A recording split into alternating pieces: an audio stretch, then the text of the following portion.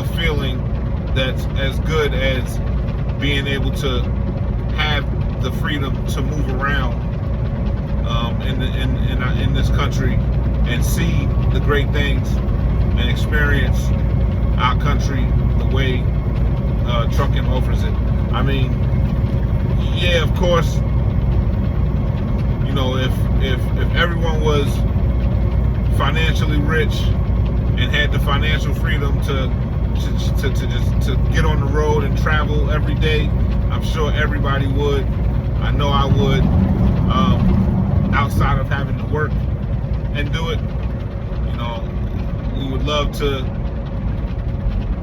go buy an RV, a camper of some sort, or some type of, you know, anything, you know, a tiny house on wheels, you know, a school bus, convert a school bus into, you know,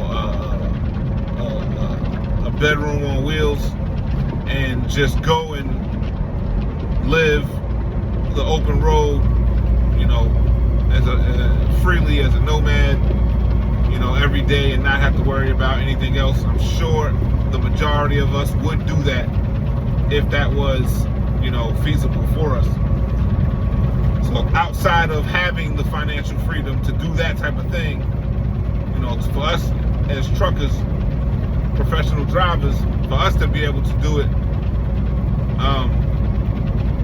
while being paid to do it, you know, even the ones that are not being paid as handsomely as others, but just to be paid to do it,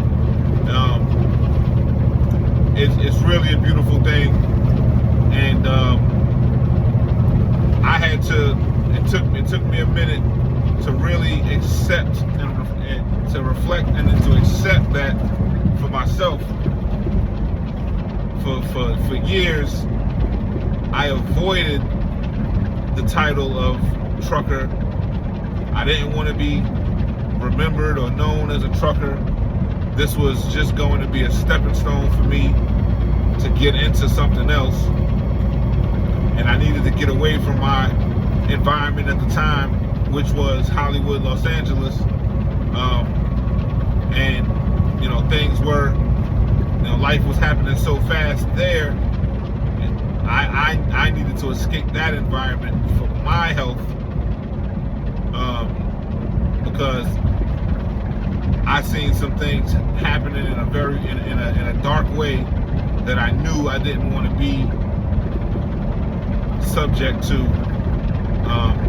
So I had to 6 years ago, when I made the decision to get into trucking, that's what led me to this. I was trying to find a way that I can travel, be inspired, be away from environments that I was used to,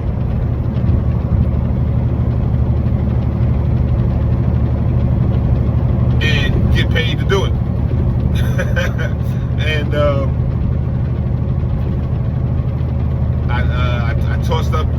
was a couple. It was either. So transportation was going to be what it was, but it was either going to be flight attendant, and I'm afraid of flying. So that option went out the window real fast. Then it was going to be working on a cruise ship, and I applied for a couple cruise ship positions. I didn't get responses as fast as I wanted to get them or needed to get them at that time. So then the next option was trucking. So it made sense for me in my life at that time to get into trucking, but I knew that it wasn't going to be a long-term thing for me. I knew it was going to be, okay, the next year or 2 years, I'm going to go on the road, I'm going to meet some people, I'm going to network, I'm going to see some things, I'm going to make some friends, I'm going to be able to save some money because I didn't have any type of overhead expenses. I didn't have an apartment or a car or anything. So it was a no-brainer to get on the road and learn a skill, a trade that I knew I would be able to have for the rest of my life if I ever needed to fall back on it. So that's what I did. But for years, the first 2 years, although I was making good money early, and that's not as common as people think it is to get into the industry, to have a new CDL and make good money. That's not as common as you think. We have to work for it. It's just like any other industry. When you come into it, you're coming in at ground level, entry level, and you gotta earn your stripes in order to really start to get to the money. And there are levels to it. Don't let anybody fool you. There are levels to it. You're not gonna come into this industry and just start making the big money unless you're working, for yourself or a family member of some sort, or you got some type of inside scoop. But just coming in as a general commercial driver, professional driver with a license, a new license, applying for jobs, you're not coming into this and you're not making $100,000 a year. You're not making 6 figures your first year. It's not happening. So, just be prepared for that. But although I was making very good money my first 2 years, I still avoided the title. I didn't want to be recognized as a trucker. I didn't want people calling me a trucker. It was just a job for me. Like I said, it was a stepping stone. I was using it to make money, to save money, so that I can pursue other things. And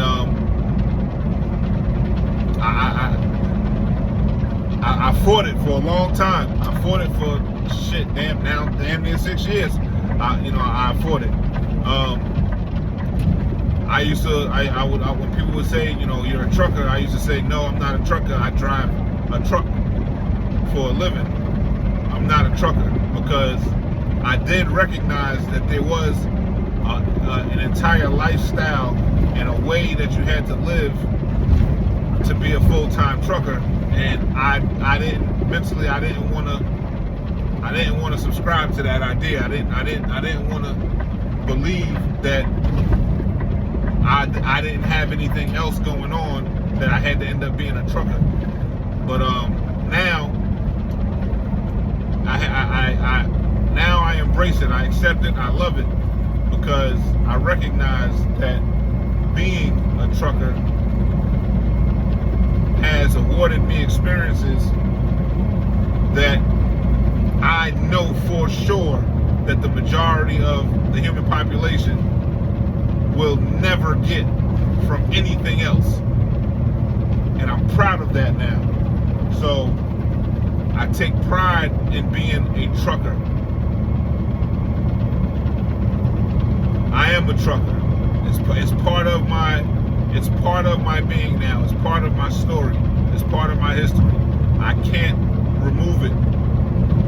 I'm doing it. I've done it. And this is the longest tenured.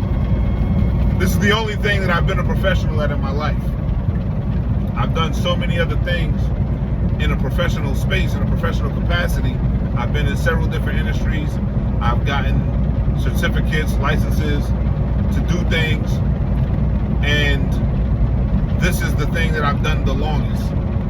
It'll be 6 years, November 17th, since I became a professional driver. And I haven't done anything else for that long consistently in my life. So at this point, I'm proud to be a trucker.